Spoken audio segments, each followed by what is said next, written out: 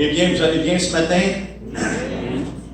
Il y a quelques semaines, on a commencé à aborder la vision du carrefour sous l'acrostique simple. On a vu ensemble de servir Dieu, qui est vraiment une expression de notre amour envers lui. On a vu ensemble d'imiter, nous désirons d'être des imitateurs de Christ. Que Dieu se manifeste également au milieu de son Église. Dieu est vivant, n'est-ce pas? Il est le même hier, aujourd'hui et pour l'éternité. Et je crois qu'il est présent dans son Église. Et on a commencé à regarder la semaine passée de progresser dans l'amour. Il y a plusieurs choses que je crois qui sont importantes. Lorsqu'on parle d'amour, frères et sœurs, on parle de Dieu. Jean nous dit Dieu est amour. Lorsqu'on parle d'un amour tel qu'il nous est révélé dans les Écritures, non pas l'amour que les hommes projettent de nos jours, qui n'est pas vraiment un amour, mais plutôt c'est une convoitise, c'est des sensations, plutôt que l'amour, la véritable amour. Et c'est ce qu'on désire vraiment se centrer sur l'amour de Dieu, l'amour que Dieu nous donne. Et c'est un sujet qui est important, comme j'ai dit, lorsqu'on parle de l'amour, on parle de Dieu. La véritable amour. Et ça nous dit on a vu ensemble dans 1 Thessaloniciens 4 que c'est une chose que Dieu nous apprend lui-même. Paul dit, je n'ai même pas besoin de vous écrire à propos de ces choses-là. Vous avez appris de Dieu. Donc une personne qui vient à Christ, une personne qui vraiment a la foi en Christ, est enseignée de la part de Dieu concernant l'amour. Son amour. Non seulement son amour pour nous, mais l'amour également que nous devons avoir envers les autres. Et Paul fait de ça un sujet de prière. Il prie que notre amour puisse augmenter de plus en plus. Pas seulement qu'on aime les gens, mais on voit ici qu'il y a une progression, on voit ici qu'il y a une croissance dans l'amour. Qu'on devrait continuellement grandir dans l'amour les uns envers les autres. Et surtout notre amour envers Dieu. Et savez-vous quoi, frères et sœurs, je vais vous apprendre une petite nouvelle. D'avoir une morale, d'avoir une bonne morale, ça ne veut pas dire qu'on aime Dieu. Même pour se battre pour la justice sociale, ça ne veut pas dire qu'on aime Dieu. Même d'être à l'église à toutes les semaines ou à tous les jours de la semaine, ça ne veut pas dire qu'on aime Dieu. Parce que lorsqu'on regarde aux pharisiens, frères et sœurs, il y avait une certaine moralité. C'est des gens qui étaient vus comme étant des hommes moraux. C'était des personnes qui voulaient avoir la justice sociale. Hein? Ils n'aimaient pas trop les Romains, puis ils voulaient avoir la justice. Et c'était des personnes qui étaient continuellement, on pourrait dire, à l'église, ou dans le temple, ou dans les synagogues. Et pourtant, c'est les personnes que Jésus a repris le plus sévèrement. Des personnes qui avaient une bonne moralité et puis qui étaient à l'église continuellement et qui se battaient pour ce qu'on appellerait la justice sociale. C'est pas que ces choses-là sont mauvaises, mais ça ne veut pas dire nécessairement qu'on aime Dieu. Les pharisiens n'aimaient pas Dieu. Jésus a dit, si vous aimeriez le Père, vous m'aimeriez aussi. Si vous écoutiez le Père, vous m'écouterez aussi. Donc, c'est une chose qui est possible. Mais ce qu'on veut développer, frères et sœurs, c'est l'amour de Dieu dans nos vies qui se reflète dans un amour les uns envers les autres. Et je crois que c'est important pour nous de prier les uns pour les autres afin que Dieu augmente notre amour, que l'amour que nous avons augmente de plus en plus. Et on a terminé la semaine passée, on a regardé ça ensemble, comment est-ce qu'on apprend de Dieu, et on a terminé avec l'amour fraternel, justement. Et j'aimerais juste partir de là et puis continuer sur cette ligne de pensée-là, parce que je pense que Jean vraiment nous apprend quelque chose. Il y a des choses, frères et sœurs, qu'on a besoin de réaliser qui sont extrêmement importantes. Et je pense que l'amour de Dieu, l'amour que nous avons pour lui, l'amour que nous avons les uns envers les autres, vraiment révèle vraiment l'état de notre âme. Vraiment révèle notre relation avec Dieu. Et c'est une chose aujourd'hui qu'on met de côté. Aussi longtemps qu'une personne dit Jésus, on est tous contents. Alléluia. Il a accepté le Seigneur. Alléluia. Il dit Jésus. OK. Mais Jean nous met à la lumière de certaines choses qui vraiment nous aident à discerner si une personne est vraiment de Dieu ou elle n'est pas de Dieu. Et cette chose-là est manifeste par l'amour que nous avons. On a vu la semaine passée, vous allez retourner avec moi dans 1 Jean 5.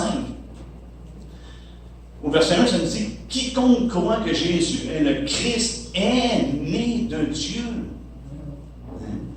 Et quiconque aime celui qui l'a engendré, aime aussi celui qui est né de lui. » Donc, si on aime Dieu, nous allons aimer ceux qui sont nés de Dieu.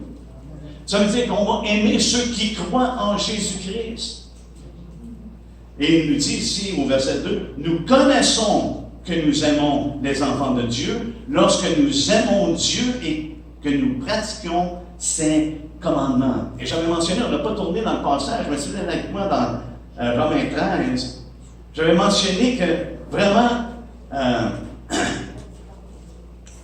l'amour est révélé à travers ce que Dieu nous donne comme commandement.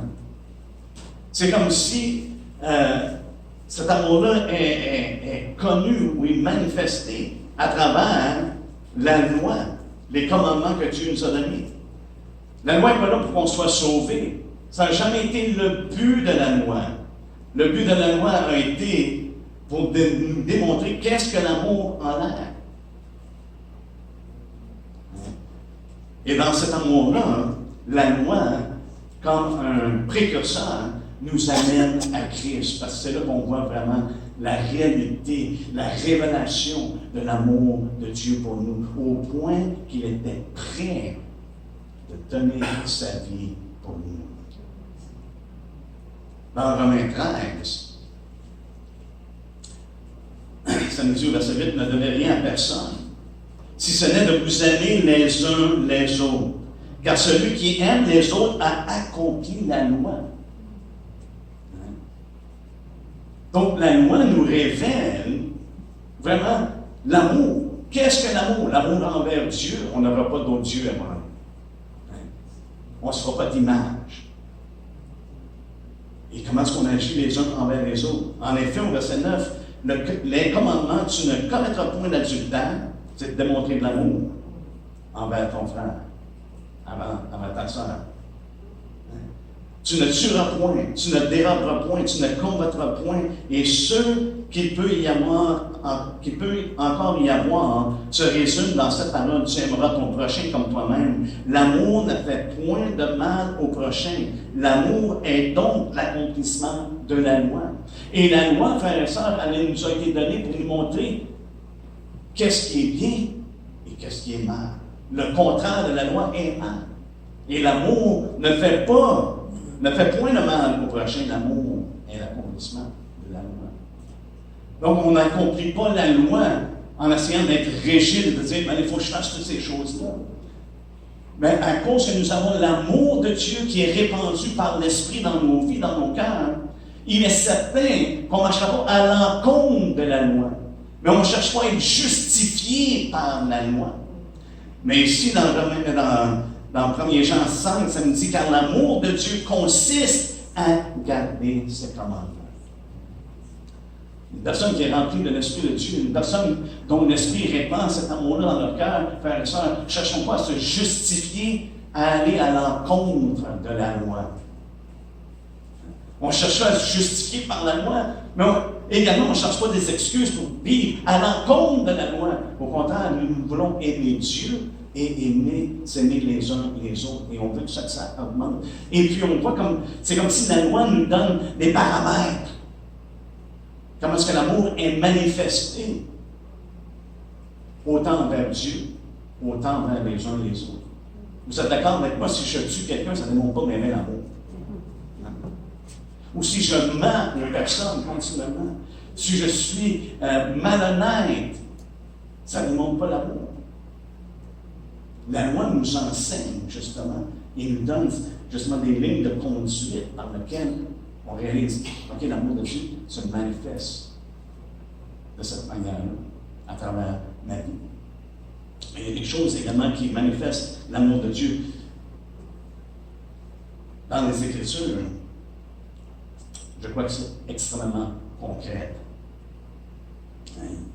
Mais ça nous dit qu'on est né de Dieu lorsqu'on croit en Jésus.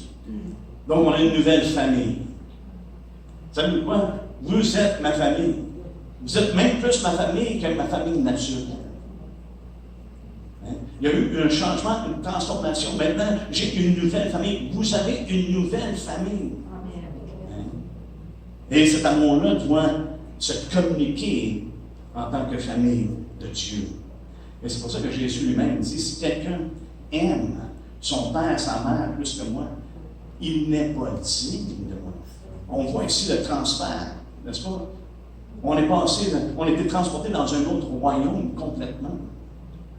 Hein? Au point que, si je préfère mon père, ma mère, ou bien si je n'aime pas mon père, ma mère, je ne peux même pas être son disciple. C'est tout un appel. Si Jésus se tiendrait ici ce matin, il dirait, tous ceux qui veulent venir après moi, là, tous ceux là, qui veulent être mon disciple, là, votre père, votre mère, vos frères, vos sœurs, vos femmes, vos enfants, doivent passer en second. Vous pouvez m'aimer au-dessus de tout ça. Il y en a plusieurs, peut-être même, qui diraient, mais là c'est un peu exagéré. Peut-être même qu'il y en a qui sortiront. C'est trop radical. Mais c'est exactement ce que Jésus nous fait part.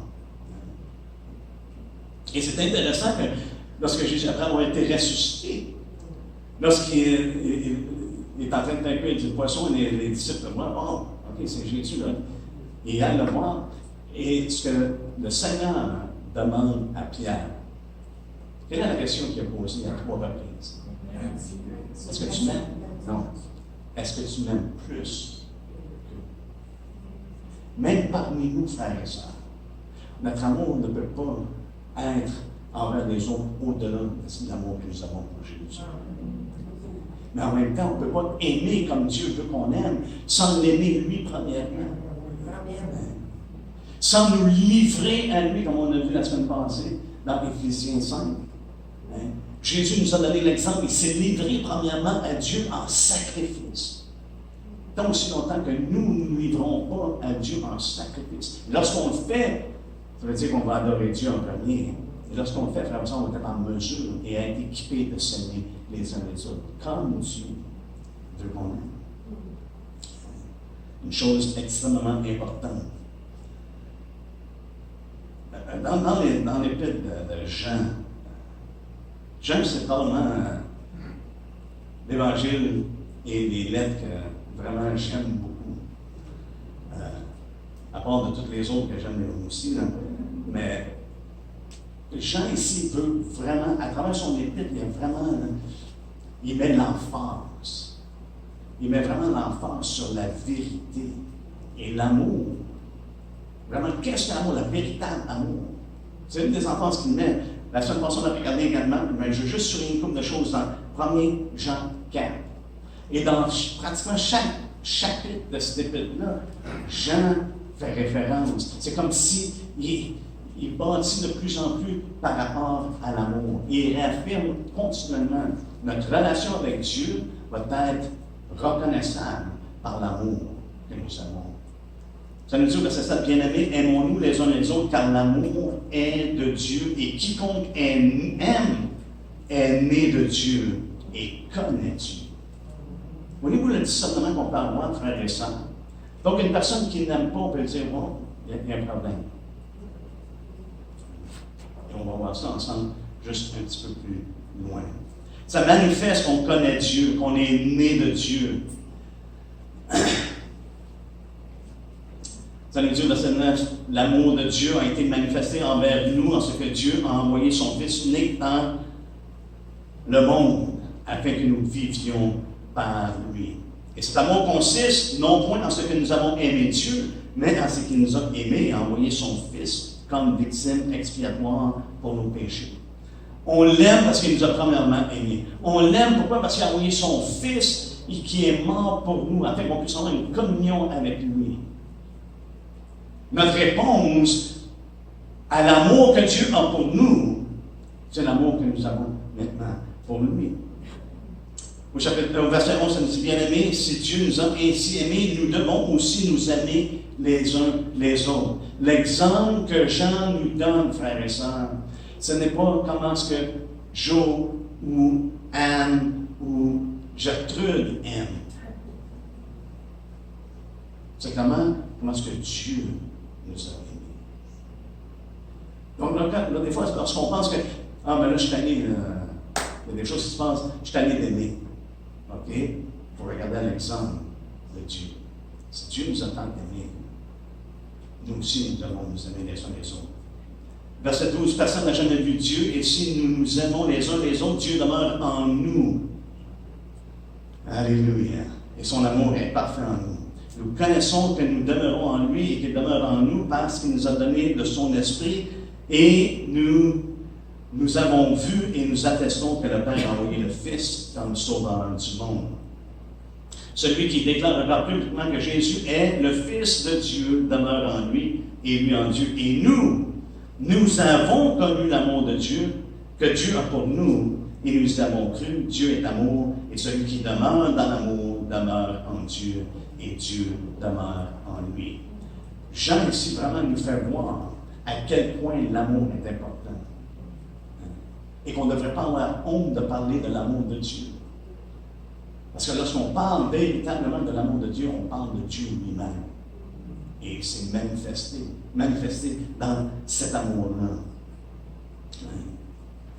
Par contre, Jean nous aide à voir également que si une personne n'aime pas, on peut avoir le discernement que cette personne-là ne connaît pas Dieu et n'est pas née de Dieu. Au verset 8, justement, il nous dit, celui qui n'aime pas n'a pas connu Dieu. C'est simple. Dans la mentalité de Jean, selon ce que l'Esprit lui a donné d'écrire, il a dit clairement, aucune ambiguïté, celui qui n'aime pas n'a pas connu Dieu, car Dieu est l'amour. Tu ne peux pas dire, je connais Dieu et ne pas aimer. Non, ça ne veut pas dire qu'on aime parfaitement, continuellement, en tout temps. Mais par contre, il y a une transformation de cœur qui fait en sorte que maintenant, je regarde les gens différemment que j'ai regardé dans le passé. Avant, j'étais plus prêt à maudire. Maintenant, je suis plus prêt à bénir.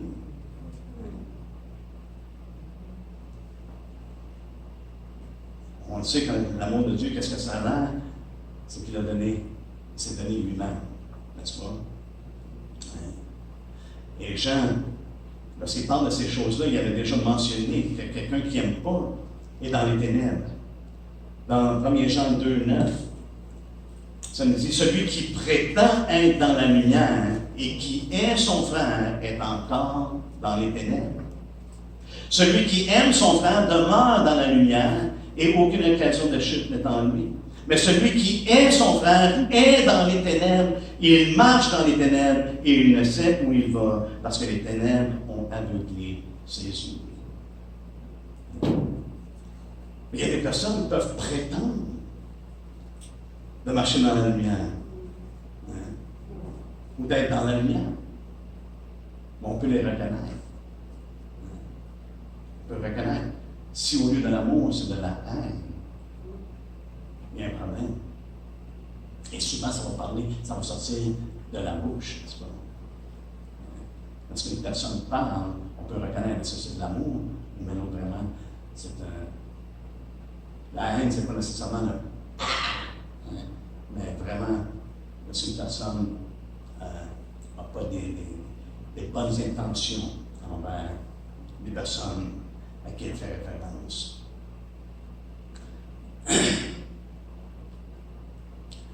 Même ce type d'attitude-là est considérée dans les Écritures comme étant, selon Jean, comme étant du malin, n'est-ce pas? Ça nous dit dans 1 Jean 3, au verset 11, car ce qui vous a été annoncé et ce que vous avez entendu dès le commencement, c'est que nous devons nous aimer les uns les autres. Du point de départ, ça a toujours été enseigné. De s'aimer les uns les autres. Ce n'est pas quelque chose de nouveau, ce n'est pas une nouvelle nouveauté, c'est vraiment, ça a été enseigné à partir du point de départ. Et ça nous dit, et ne pas ressembler à Caïn, qui était du malin, et qui tua son frère. Et pourquoi le tua-t-il? Parce que ses œuvres étaient mauvaises, et que celles de son frère étaient justes. Et là, il dit ensuite, par la suite, c'est intéressant, il dit, ne vous étonnez pas, frère, si le monde vous hait. On prend l'exemple de Caïn. Caïn avait de la haine envers son frère. Et pourtant, Dieu lui avait dit, Caïn, si tu fais le bien, tu vas pouvoir relever la terre. Mais si tu fais le mal, le péché est à la porte. Il est couché à la porte, puis il veut t'avoir. Mais toi, domine sur lui. Donc, Caïn avait reçu de la part de Dieu cette habilité-là de dire non. Mais il était gêné. Pourquoi? Parce que ses œuvres étaient mauvaises. Quelle œuvre qu'on a appris de Caïn? À part du fait qu'il tuait son frère. Avant qu'il tue son frère, quelle était l'œuvre? C'est qu'il n'avait pas fait le bien aux yeux de Dieu. Son offrande n'avait pas été reçue de la part de Dieu. Et Dieu n'est pas respecteur de personne. Mais il n'avait pas fait ce qui était bien. Il savait ce qu'il devait faire, mais il a fait à sa tête. Et là, il dit, il a eu son frère parce que ses œuvres étaient mauvaises, mais les œuvres de son frère étaient bonnes. Et c'est souvent le cas, frère et sœur, dans la vie.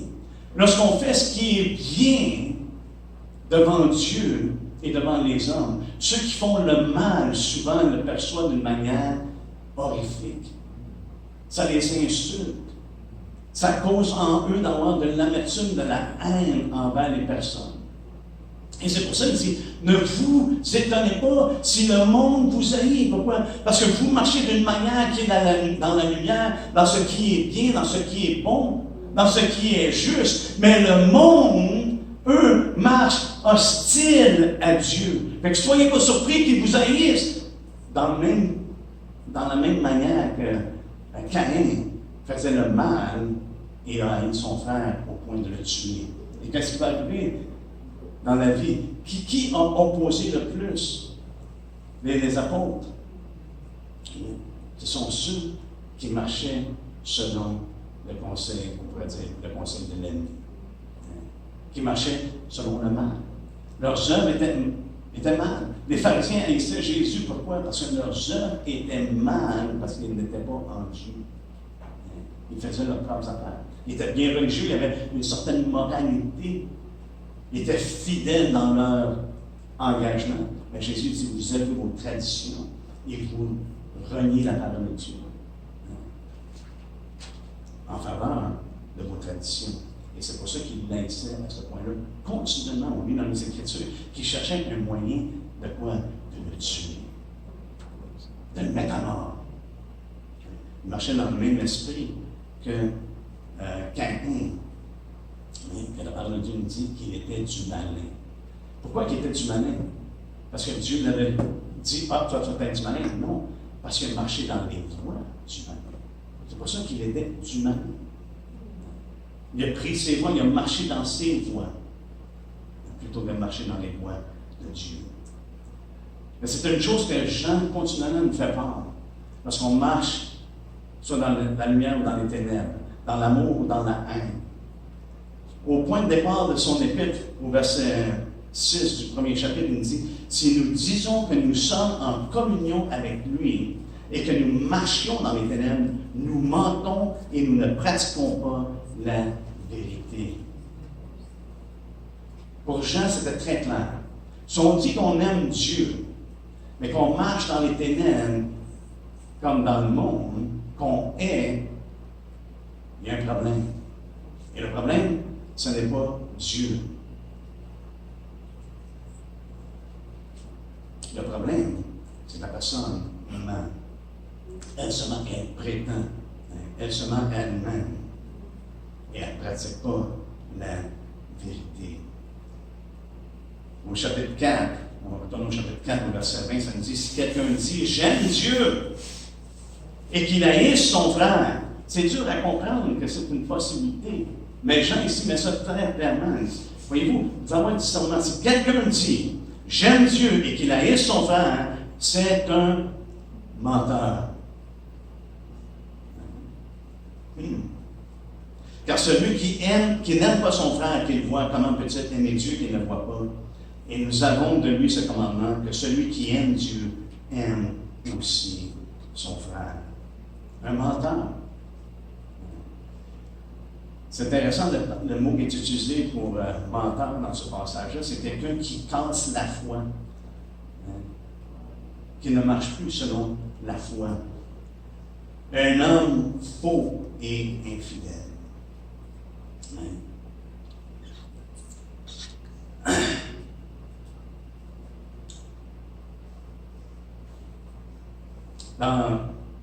Lorsqu'on continue à lire dans 1er Jean 3, justement, ça nous dit de ne pas s'étonner si le monde nous hait.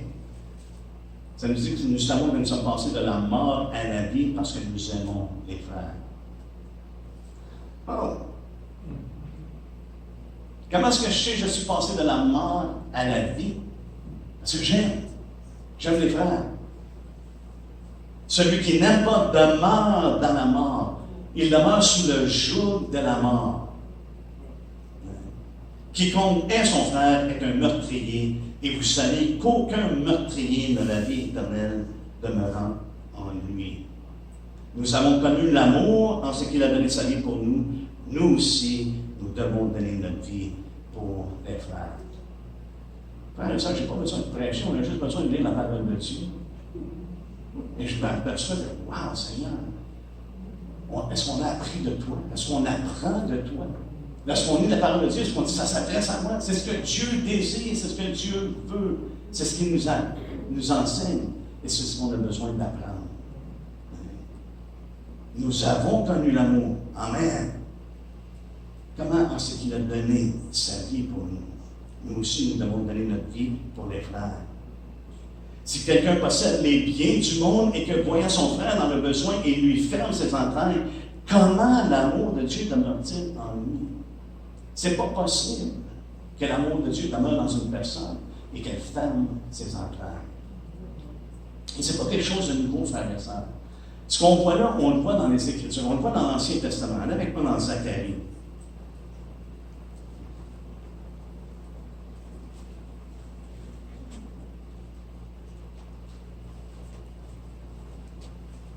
Dans Zacharie, c'est intéressant parce que Zacharie les reprend. Hein? C'était des gens qui faisaient des jeûnes régulièrement, des gens qui à leur manière, on pourrait dire, cherchaient Dieu, ou leur cœur n'était pas dans ce qu'ils faisaient. Dans Zacharie 7, et c'est ça que je trouve intéressant, il dit, ne connaissez-vous pas les paroles qu'ont proclamé l'Éternel par les premiers prophètes? N'avez-vous pas la connaissance de ce que Dieu a déjà dit par les prophètes qui ont été avant nous?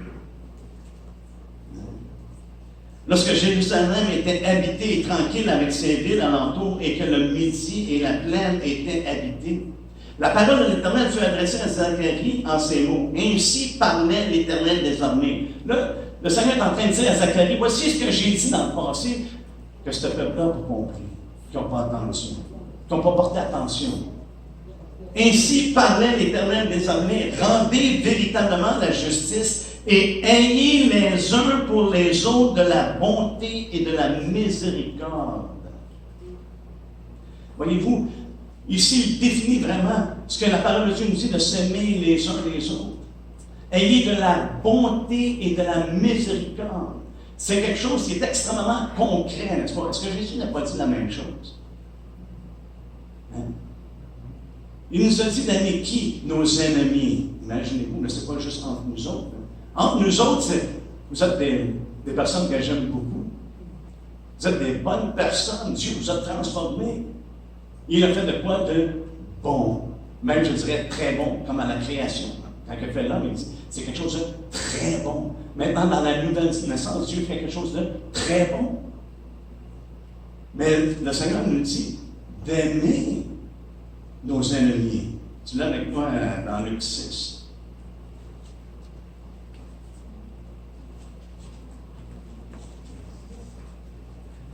On ne lira pas tout le passage. Mais au verset 27, il dit, mais je vous dis, à vous qui m'écoutez, est-ce qu'on a une oreille pour écouter, pour entendre? Aimez vos ennemis, faites du bien par de bonté, n'est-ce pas? À ceux qui vous haïssent, bénissez ceux qui vous maudissent. Priez pour ceux qui vous maltraitent. C'est ce qu'il nous demande de faire. Au verset 35, il dit, mais aimez vos ennemis. Faites pas comme les autres font, ils sont capables de s'aimer les uns les autres. Mais il dit, aimez vos ennemis, faites du bien et prêtez sans rien espérer, et votre récompense sera grande, et vous serez fils du Très-Haut, car il est quoi? Bon. Il est bon pour les ingrats et pour les méchants. Dieu, comme votre Père, est miséricordieux. Il parle d'aimer nos ennemis, et en leur démontrant de la bonté et de la miséricorde. Et c'est ce que Dieu avait dit par les prophètes anciens, et que Zacharie leur disait encore une fois, il dit, écoutez ce que Dieu a dit. Entendez-le. C'est de montrer de la bonté et de la miséricorde. Il parle vraiment d'aimer les gens. Parce que Dieu veut qu'on soit des fils du Très-Haut. C'est ce qu'il nous appelle à être. Les fils du Très-Haut. Les fils et les filles. On va peut-être politiquement correct. Vous comprenez ce que je veux dire? Alléluia. Oh.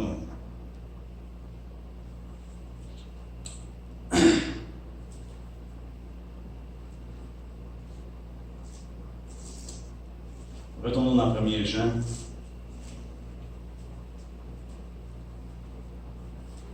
Premier Jean 3, on continue. On a lu le verset 16, le verset 17, on a commencé à lire. Si quelqu'un possède les biens du monde et que voyant son frère dans le besoin, il lui ferme voyant son frère dans le besoin, il lui ferme ses entrailles, comment l'amour de Dieu demeure-t-il en lui? Petits enfants, n'aimons pas en parole et avec la langue, mais avec action et avec vérité. Par là, nous connaîtrons que nous sommes de la vérité.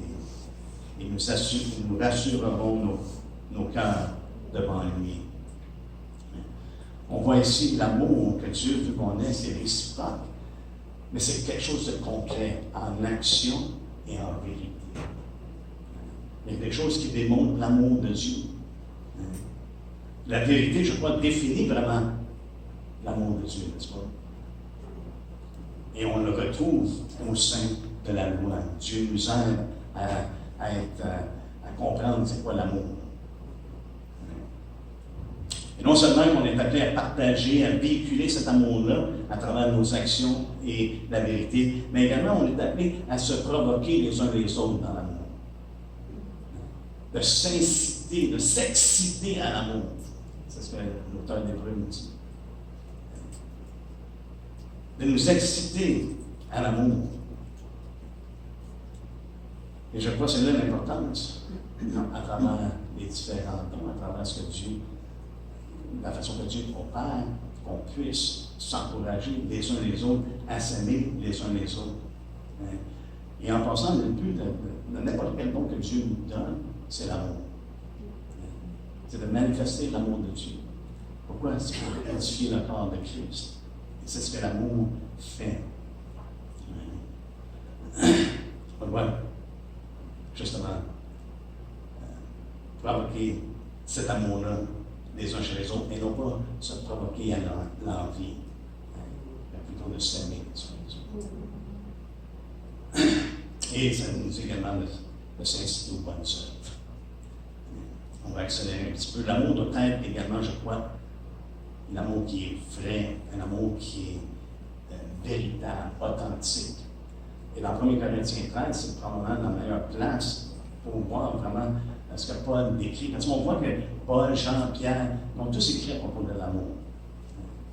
Ils ont tous encouragé, incité à aimer dans leur propre manière, mais ils l'ont tous fait. Et dans 1 Corinthiens 13, on sait que l'amour ne consiste pas à des belles paroles. On sait que l'amour ne consiste pas non plus à tous les beaux dons, les bons talents, tout ce qu'on pourrait avoir, que les gens pourraient admirer. On sait que ça ne veut pas nécessairement dire qu'on a de l'amour. On peut œuvrer dans ces choses-là, on peut faire ces choses-là sans nécessairement avoir de l'amour. Personne ne va avoir des belles paroles, mais ça peut être des paroles flatteuses. Et c'est là, je crois, malheureusement, dans l'Église de nos jours, il s'est infiltré justement une fausseté. et que les gens, voulant essayer d'encourager quelqu'un, utilisent des paroles souvent qui sont flatteuses, ou des paroles qui sont, on ne les appelle pas des paroles flatteuses, on les appelle des paroles positives. Frères et sœurs, si la parole positive n'est pas vraie, n'est pas authentique, n'est pas véritable, c'est vraiment de la flatterie. On ne peut pas juste simplement dire des choses positives. On doit dire la vérité avec amour. Mais ce qui devrait toujours sortir de notre bouche, c'est la vérité. C'est ça. C'est mieux de rien dire que de dire des choses que Dieu considère comme étant méchantes. Dans le Proverbe, il en parle justement de la bouche flatteuse qui produit la ruine. Ça n'aide pas les gens. On doit être en mesure de parler la vérité, mais de le dire avec amour et dans le but d'édifier. Comment est-ce que Dieu nous a aimés? Il nous a tant aimés, il nous a donné son Fils, mais en même temps, Dieu, dans son amour, nous reprend. La parole de Dieu nous reprend, elle nous corrige. Dieu nous châtie pour notre bien, pas pour notre mal. Et c'est là qu'on a besoin, je crois, d'exercer vraiment de la bonté, de la compassion des uns envers les autres. Lorsque justement on reprend, des fois on reprend parce qu'on veut montrer qu'on a raison. C'est pas le but de reprendre. C'est pas le but de dire, ah, parce que je veux montrer que j'ai raison. Non. Mais c'est d'édifier la personne. C'est de parler de la vérité, parce que Dieu veut que la personne se tienne dans la vérité, marche dans la vérité. Jean dit, il n'y a pas de plus grande joie que de voir mes enfants marcher dans la vérité. Il n'y en a pas plus. Parce qu'une personne peut marcher, mais si elle marche dans l'erreur, frère et sœur, il n'y a rien à se réjouir. On doit marcher dans la vérité. Et c'est le but, justement, des dons que Dieu donne. Donc, on peut avoir des belles paroles, on peut être éloquent, mais ça peut être de l'hypocrisie, au même titre que les pharisiens. Et ici, dans 1 Corinthiens 13, on sait que toutes ces choses-là n'ajoutent absolument rien. Ça n'ajoute aucune valeur personnelle. Si j'ai des beaux dons, des beaux talents, waouh! Parce que les gens sont émerveillés, ça n'ajoute aucune valeur s'il n'y a pas d'amour. Hein? Tout ce que c'est un talent. C'est un don. Mais aux yeux de Dieu, par contre, ça vaut rien s'il n'y a pas d'amour. Même je suis prêt à me sacrifier au point de donner ma vie, ça n'a aucun mérite, ça n'a aucun profit. Les frères et sœurs, c'est des choses-là que Paul énumère dans 1 Corinthiens 13, 3 premiers versets. Ça me rappelle de ce que Samuel a dit. Ce que plutôt le Seigneur a dit à Samuel. Les hommes regardent ce qui frappe les yeux. Des belles paroles, des beaux dons, des bonnes œuvres. Mais Dieu regarde au cœur. Et Dieu sait ce qu'on fait, si ça vient de l'amour ou ça vient d'un cœur qui est rempli plutôt de d'autres choses. C'est l'amour, de bien un amour pour soi au lieu d'un amour pour les autres, l'amour de Dieu, que l'Esprit répand dans nos cœurs. C'est pour ça que je crois, Seigneur, sonde nos cœurs, sonde mon cœur, parce que je sais que le cœur est corrompu. Et je sais que je peux facilement m'emmener à croire quelque chose qui est faux. Pourquoi? Parce que le cœur est tordu. Dieu renouvelle notre cœur, nous a transformés, nous a donné un nouveau cœur. Mais il faut être sur nos gardes. Garde ton cœur. C'est ce que le Proverbe dit. Garde ton cœur, attention. Parce que le cœur d'Adam et Ève était pur. Oui, il était pur. J'ai l'impression qu'ils n'ont pas gardé leur cœur. Et lorsque le tentateur est venu, il a réussi à les avoir. Nous, on a juste un récit d'une fois qui est allé, mais ça ne veut pas dire que c'était nécessairement la première fois. Ça ne nous disait pas si c'est la première, la deuxième, la troisième. On ne le sait pas. Mais on sait une chose, c'est qu'Adam et Ève n'ont pas gardé leur cœur. Ils se sont fait avoir. Et c'est pour ça que Paul avertit, même dans Corinthiens, justement, il dit, je crains qu'il y en a, vous êtes en train de nous faire séduire comme Ève s'est fait séduire. L'importance de garder notre cœur. Parce que Dieu regarde à notre cœur. Il voit exactement. Et c'est pour ça que je crois qu'on a besoin vraiment de dire à lui, Seigneur, sonde-moi. Sonde-moi. Dispose mon cœur. Dispose mon cœur à faire ta volonté.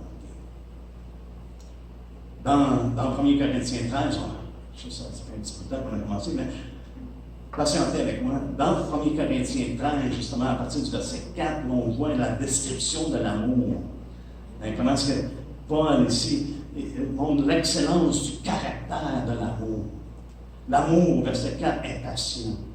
Il est plein de bonté. L'amour n'est point envieux. L'amour ne se vante point. Il ne s'enfle point d'orgueil. Il ne fait rien de malhonnête. Il ne cherche point son intérêt. Il ne s'irrite point. Il ne soupçonne point le mal. Il ne se réjouit point de l'injustice, mais il se réjouit de la vérité. Il excuse tout. Il croit tout. Il espère tout. Il supporte tout. Alléluia.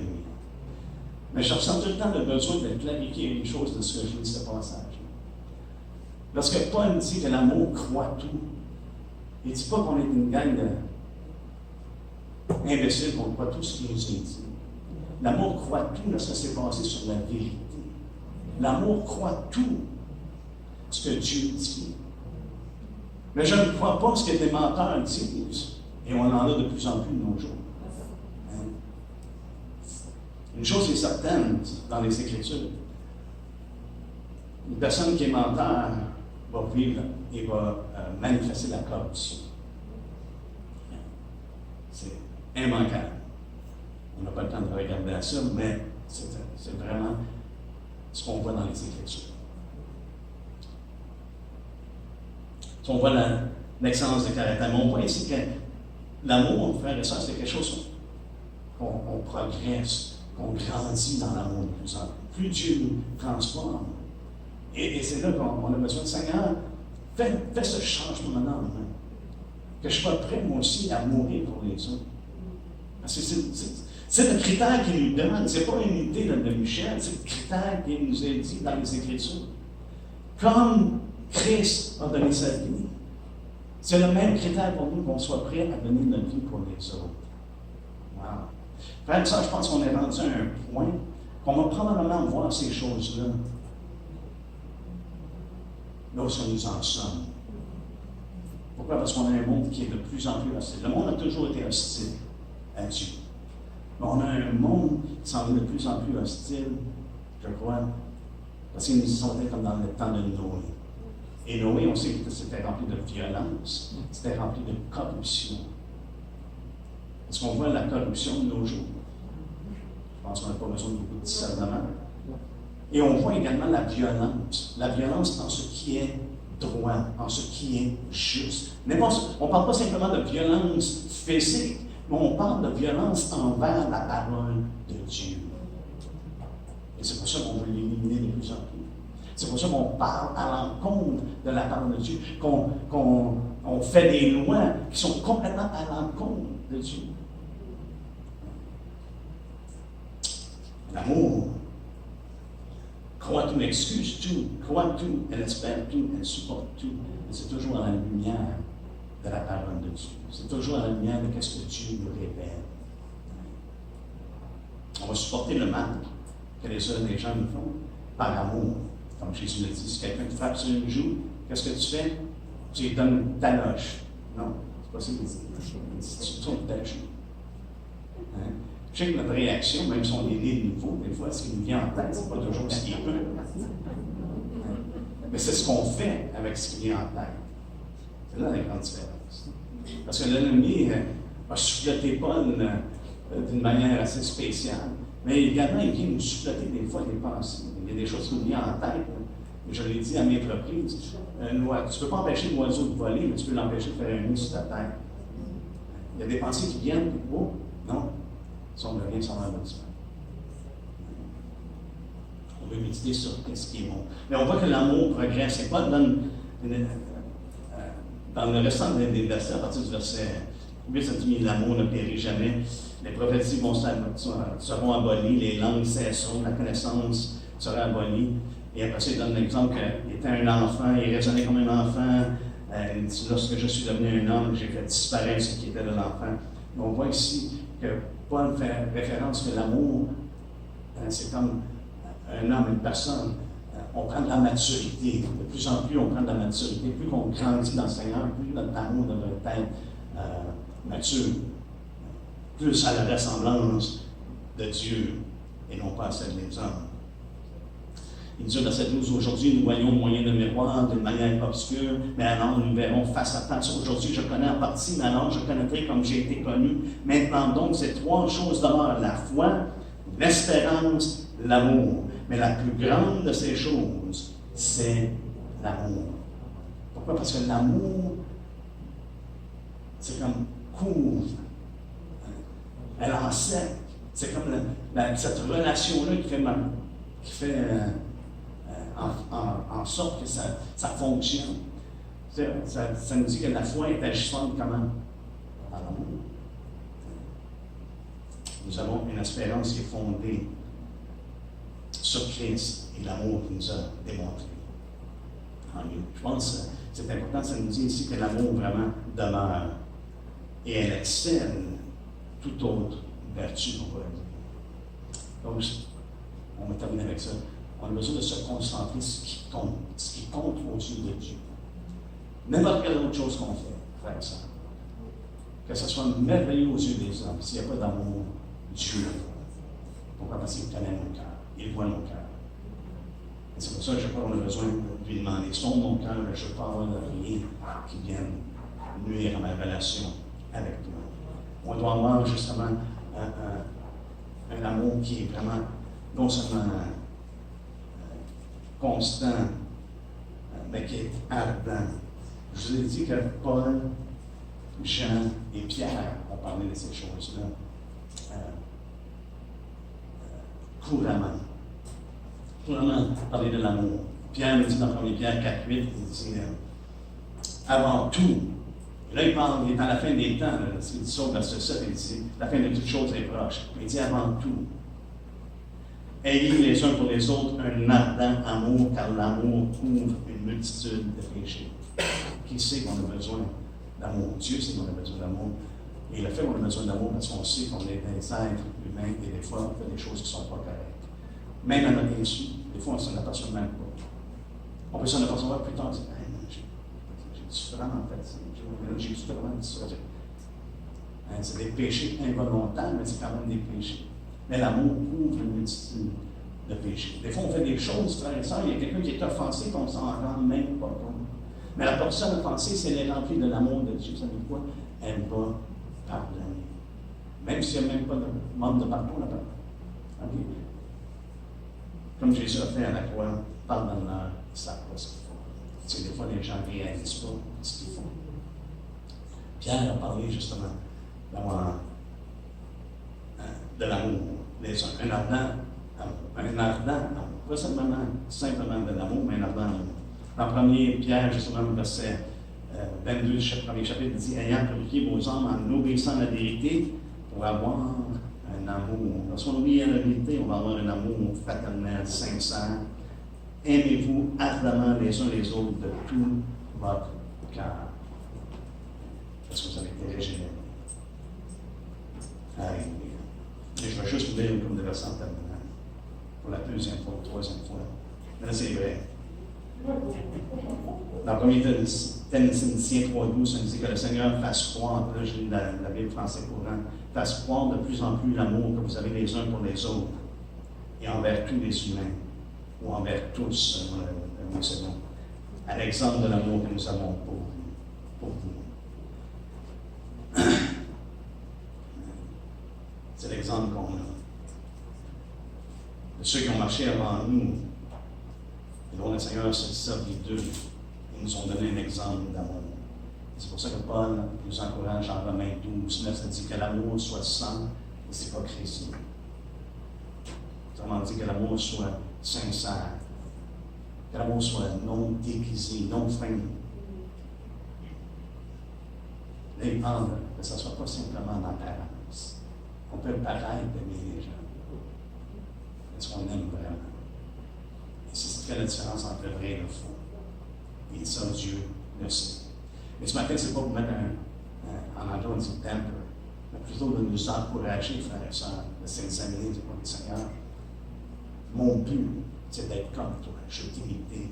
Et ça comprend de progresser dans l'amour, de s'aimer les uns les autres. De l'aimer lui, premièrement. En faisant ça, ça mène à nous aimer les uns les autres. Que l'amour soit sans hypocrisie, ayez le mal en horreur, attachez-vous fortement au bien, par amour fraternel, soyez pleins d'affection les uns les autres. Par honneur, usez de prévenance réciproque. Amen. Amen.